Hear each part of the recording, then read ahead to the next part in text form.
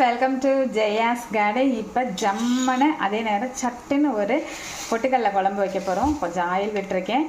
கடுகு மட்டும் தாளிச்சிக்கலாம். கடுகு நல்லா பொரியட்டும். கடுகு பொரிஞ்சிருச்சு. இப்போ நம்ம தாராளமாகவே பெரிய வெங்காயம் போட்டுக்கலாம். உங்கள் விருப்பம் தாங்க, எவ்வளோ உங்களால் கட் பண்ண முடியுதோ அந்தளவுக்கு கட் பண்ணி போட்டுக்கோங்க. இது ரொம்பவே நல்லாயிருக்கும். இதுக்கு அதிகமாக வெங்காயம், அதிகமாக தக்காளி, அவ்வளோதான். ரெண்டும் வீட்டில் இருக்குது அப்படின்னா நீங்கள் துணிஞ்சு இந்த குழம்பு வைக்கிறதுக்கு கலந்துடலாம். அதே நேரம் சும்மா கொண்டான்னு அத்தனை இட்லி சாப்பிடுவாங்க எல்லோரும். காரத்துக்கு அந்த மாதிரி பச்சை மிளகா போட்டுக்கோங்க. கருவேப்பிலையும் போட்டிருக்கேன். நல்லா வதங்கட்டும். உப்பு போட்டுக்கலாம். கொஞ்சம் சட்டுன்னு வதங்கி வரும். நல்ல ஒரு கோல்டன் ப்ரௌன் வரணும் அப்படின்னா கிடையாது.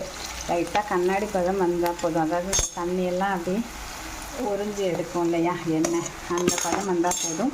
இப்போ நீங்கள் தாராளமாகவே தக்காளி போட்டுக்கலாம். நல்லா ஒரு பெரிய தக்காளி போட்டுக்கோங்க. தக்காளி தண்ணியெல்லாம் விட ஆரம்பிச்சிருச்சு. குழஞ்சி வரணும். அது வரைக்கும் நம்ம வெயிட் பண்ணலாம். இங்கே நம்ம என்ன பண்ணியிருக்கோம் அப்படின்னாக்கா, பொட்டுக்கடலை நல்லா ஒரு கையளவுக்கு எடுத்து மிக்சியில் நல்லா பொடி பண்ணி வச்சுக்கிட்டேங்க. இதை நல்லா தண்ணியில் கரைச்சி வச்சுக்கலாம். தக்காளி நல்லா மசிஞ்சு வரும்போது இதை தண்ணியில் கரைச்சி ஃபில்ட்ரு பண்ணி ஊற்றணுங்க.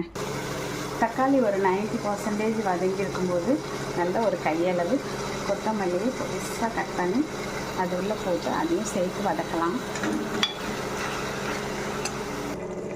இப்போ நல்லா வதங்கிடுச்சு. இப்போ அடுப்பை சிம்மில் வச்சுட்டு இந்த பொடிக்கடலையை நல்லா அரைச்சி நம்ம வச்சுருக்கோம். நீங்கள் இந்த டைமில் மஞ்சள் பொடி போட்டு நீங்கள்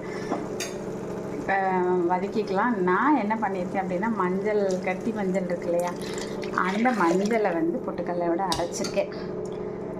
ஸோ உங்கள் விருப்பம், நீங்கள் எப்படி வேணால் பண்ணிக்கோங்க. தண்ணி கொஞ்சம் தாராளமாகவே ஊற்றிக்கணும். ஏன்னா லைட்டாக கொதி வந்த உடனேயே அப்படியே கெட்டியாகிடும்.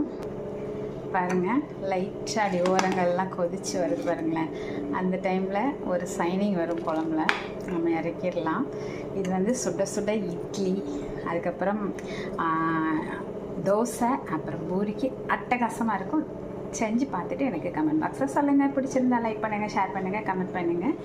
மறக்காமல் சப்ஸ்கிரைப் பண்ணி சப்போர்ட் பண்ணுங்கள்.